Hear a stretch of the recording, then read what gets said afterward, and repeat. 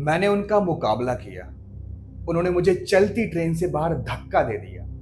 मैंने हिलने की बहुत कोशिश की। मुझे याद है मैंने एक ट्रेन को अपनी ओर आते देखा। मैंने वहां से भागने की बहुत कोशिश की, लेकिन तब तक वो ट्रेन मेरे ऊपर से गुजर चुकी थी। उसके बाद मुझे कुछ भी याद नहीं। तो ये कहानी है अरुणिमा सिन्हा की।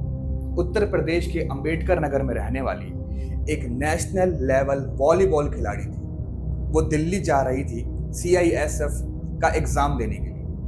ट्रेन थी पद्मावती एक्सप्रेस। जनरल कोच में सफर करते हुए कुछ बदमाशों ने उनकी सोने की चैन और उनका बैग छीनने की कोशिश की। जब अरुणिमा सिन्हा ने विरोध किया तो उन्हें चलती ट्रेन से नीचे फेंक दिया गया। दूसरी ओर से आ रही ट्रेन ने उनके बाएं पैर को कुचल दिया। वो रात भर पटरी पर पड़ी रही, दर्द में कर्राहती रही और लगभग 49 ट्रेनें उनके ऊपर से गुजर गई। कोई भी उनकी मदद करने के लिए नहीं रुका। फिर जब सुबह गांव वालों ने उन्हें अस्पताल पहुंचाया, हालत इतनी गंभीर थी कि डॉक्टरों को उनका पैर काटना पड़ा। जब डॉक्टरों ने उनका पैर काट दिया तो समाज में उनकी बहुत बेइज्जती हुई। समाज में उनका बहुत नाम खराब किया गया, क्योंकि वो एक नेशनल लेवल वॉलीबॉल प्लेयर थी।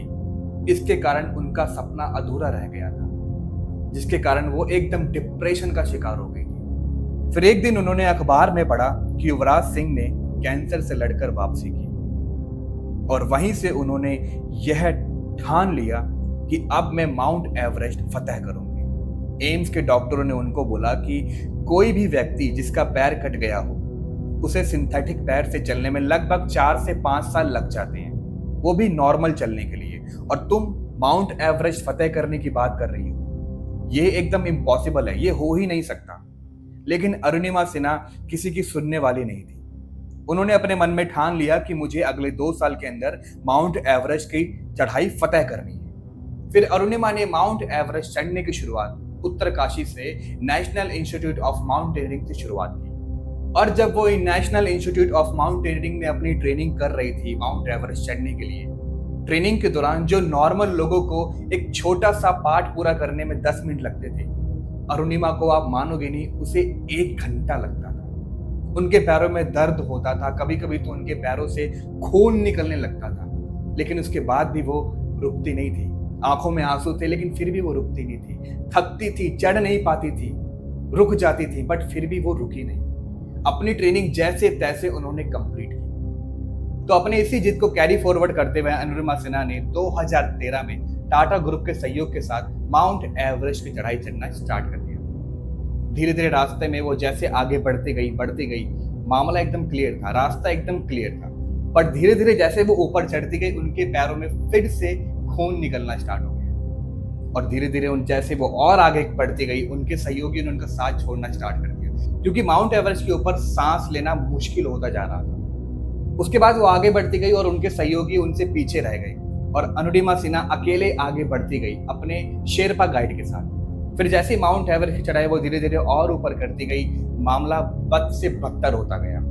फिर एक वक्त तो ऐसा आया जब उनको माउंट एवरेस्ट की एक जगह पर बहुत सारी लाशें पड़ी हुई दिखी।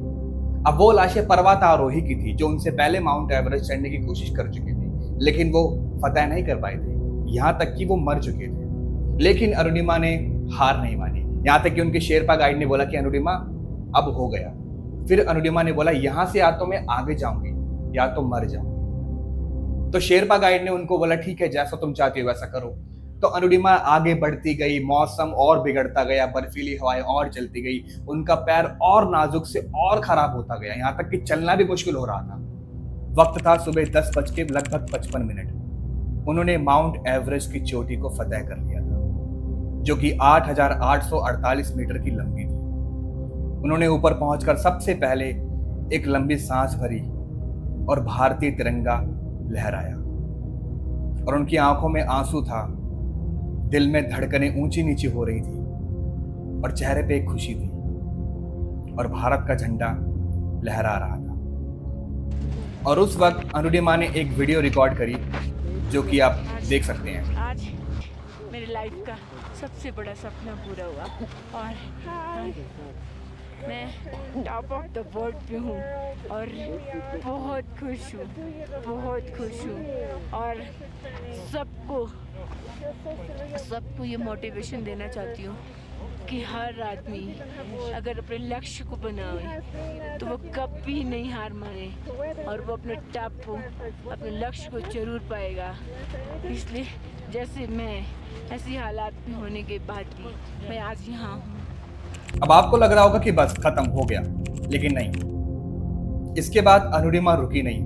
एवरेस्ट के बाद उन्होंने खुद से वादा किया कि दुनिया के 7 महाद्वीप की सबसे ऊंची चोटी पर चढ़ाई करेंगे और अपने देश का झंडा लहराएंगे। और उन्होंने ये करके भी दिखाया। धीरे धीरे करते करते वो 7 महाद्वीप की ऊंचाई की चोटी फतेह करती गई और भारत का झंडा लहराती गई। 2015 में अरुणिमा सिन्हा ने अपना आखिरी 7वां महाद्वीप कंप्लीट किया। उन्हें उसी साल 2015 में पद्मश्री से सम्मानित किया गया और इसी के साथ साथ उन्हें और कई राष्ट्रीय अथवा अंतर्राष्ट्रीय सम्मान से नवाजा गया।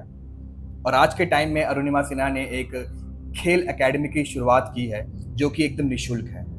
और वो खेल एकेडमी शहीद चंद्रशेखर विकलांग खेल एकेडमी है, जहां दिव्यांग बच्चों को ट्रेनिंग दी जाती है। उनकी आत्मकथा born again on the mountain 2011 में प्रकाशित हुई, जिसे प्रधानमंत्री नरेंद्र मोदी ने लॉन्च किया था। सो गाइस, हमें अरुणिमा सिन्हा की कहानी से क्या सीख मिलती है? नंबर 1, हिम्मत हो तो कोई भी जख्म शक्ति बन जाता है। नंबर 2, एक पैर से एवरेस्ट चढ़ा जा सकता है, लेकिन असली चढ़ाई दिमाग और हौसले की होती है। नंबर 3, जब तक आप जिंदा हो, इस दुनिया की कोई भी किसी भी तरह की चुनौती वो आखिरी नहीं होती। सो गाइस, ये वीडियो यहीं पे एंड होती है। और अगर आपको ये वीडियो थोड़ी सी भी अच्छी लगी हो तो इसको लाइक कर देना। और आपका क्या कमेंट है इस स्टोरी को लेके, हमें कमेंट में जरूर बताना कि आपको स्टोरी कैसे लगी। और अगर आप चाहते हो कि ये स्टोरी से आपकी हेल्प हुई है और आप चाहते हो कि और भी किसी की हेल्प हो, तो इस वीडियो को उसके साथ शेयर कर देना। That's it. तब तक के लिए मिलते हैं हमारे नेक्स्ट वीडियो में।